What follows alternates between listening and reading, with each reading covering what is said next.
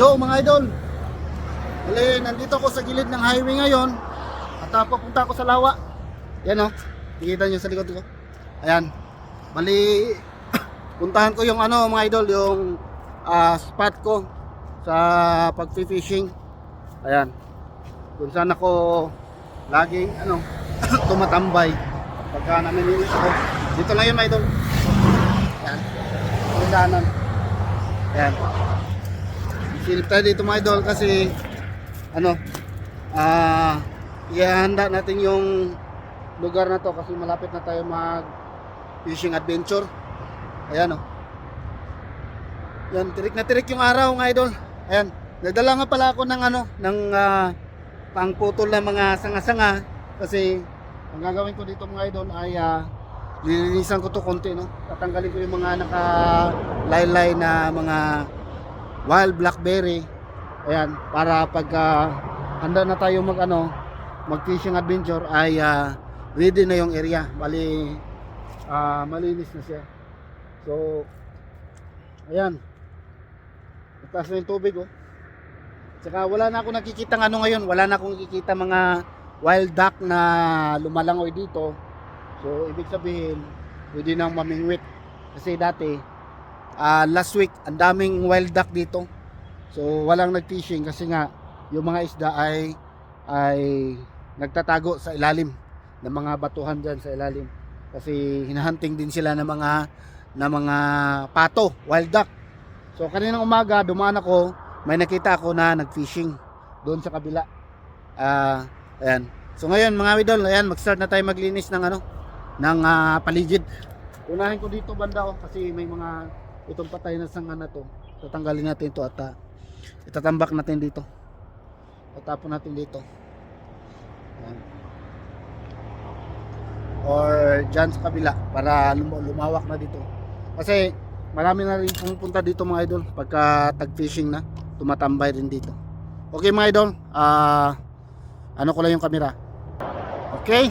So ayan mga idol, samahan nyo ako mga idol, maglilinis tayo ng mga tinik, Kaya dito ito gamit ko nito ay yung mga talbos-talbos, Gaya nito mga idol, mga talbos-talbos. Yan. Yan. Ito yung pamputol ko sa mga talbos-talbos na yan na matinik na yan, Matinik, wild blackberry. Yan. Tapos itong malaki, ito naman yung mga malalaking sanga. Okay mga idol.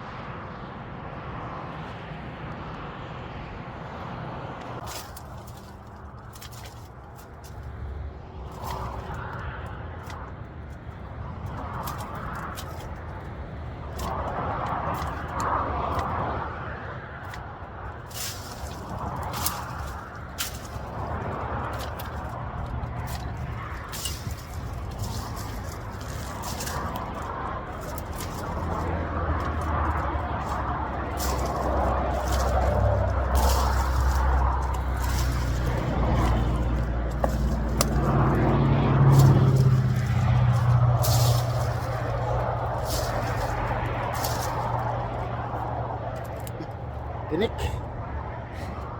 Ano?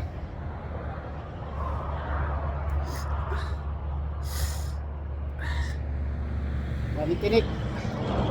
Matinik talaga tong damo na to mga idol. Itong wild blackberry.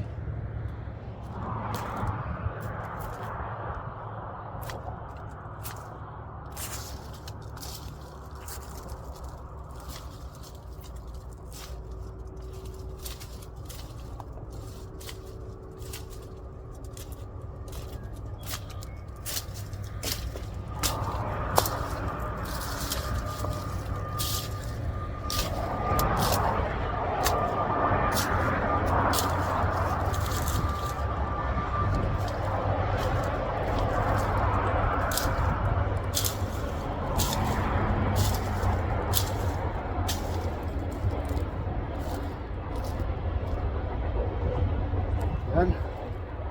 Ito tresonan. Yan, okay na yan dyan banda mga idol. Balito na lang dito banda. Oh. Dito tayo. Sa may pasukan mga idol. Yan.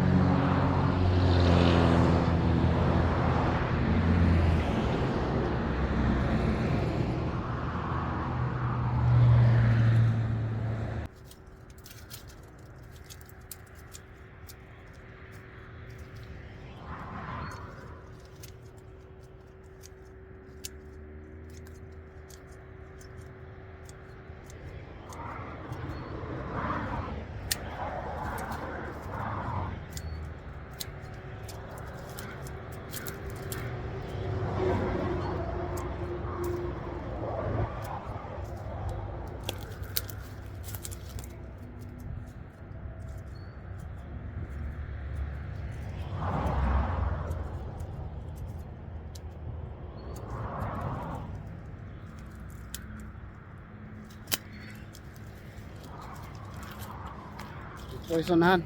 Ito nyo mga idol. Oh, malinis na yung daanan. Kasi pagka hindi natin pinutol to mga talbos-talbos niya, mabilis kasi itong mga idol, lumago, tumaas. Ngayon kakasabol pa lang niya. So kung hindi natin tatanggalin yung mga talbos-talbos niya, ay balang araw matagal tayo makabalik dito, baka mag-close ito uli, no? Baka mag-close. Kasi ang kwento nito mga idol, ito talaga ay walang daanan dati. Isang ganito talaga ito, ganito, ito, connection yan sila. Tapos nung naghanap ako ng fishing spot na maganda-ganda, ay ito nga, may nakita akong kahoy. Yung kahoy na yan, yan o, yan. Yan yung ginanong ko dito, ginanong ko sa mga halaman, ginanyan. Tapos tumulay ako dito. Tapos bali natutumba yung mga blackberry. Tapos mga ilang beses na daan-daan ko hanggang bumaba yung blackberry na parang may daanan talaga siya na na natutumbang mga ganito halaman. Tapos nung pagbalik ko na dito, bumalik ako ulit, ay nagdala ko ng mga ganito. Tapos yun, kinat ko na, umpisa ko ng kinat yung mga ugat-ugat yung mga sanga-sanga. Hanggang ngayon ay mayroon na siyang daanan. At saka dito dati, ito rin masukal din ito dati. Ito, kung nakikita niyo mga idol, ito masukal din to dati. Yan, bali isang daanan na yung ginawa ko nun. Tapos nung napagtanto ko kasi sobrang init, kailangan ng masilungan kasi yung araw pa ganun. So ginawa ko, lininisan ko to dito hanggang gumawa rin ako ng parang kuweba. Yan o. Kasi pagka tumapat yung araw, mayroon parang kuweba dito na maliit. Dito ako sisilong. Yan. Dito ako sisilong pagka sobrang init. Ayan. Yan yung mga tinambak ko dati na mga nalinis ko. Ngayon wala na, brown na. Durog na sila. Kaya bumalik tayo dito mga idol para siguraduhin natin na handa na yung area kung saan tayo mag-fishing ulit. Fishing adventure. Okay mga idol. And salamat sa pagsama sa akin mga idol ha. Di pa tayo tapos dito banda tatanggalan ko pa to ng mga talbos. Ayan.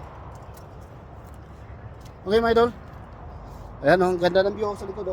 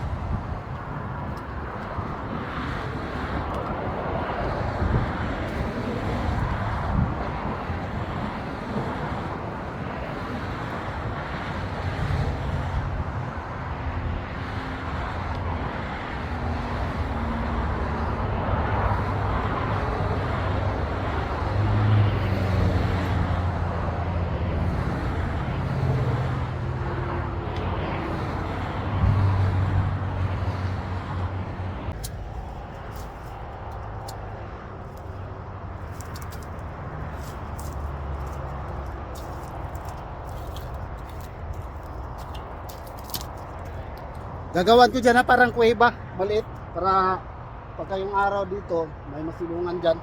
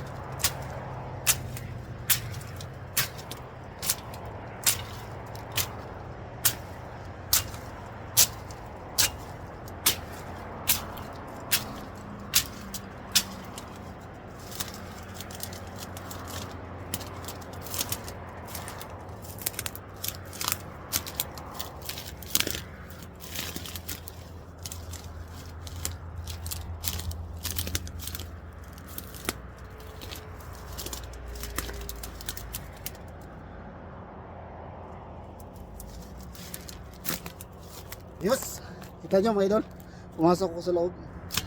Ano, para makita nyo talaga na malapitan.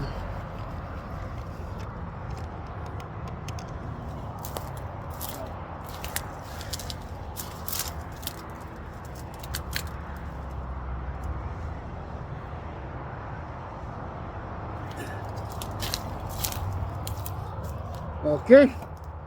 So ayan mga idol, at least nakalinis tayo konti dito sa area. Okay mga idol. And maraming salamat mga idol. At least pagdating nung fishing adventure ay ready na tumambay dito para mag-fishing mga idol. Ayan. Pero kukuha pa ako ng license mga idol kasi wala pa akong lisensya. Meron akong license sa dagat, fishing at saka crabbing.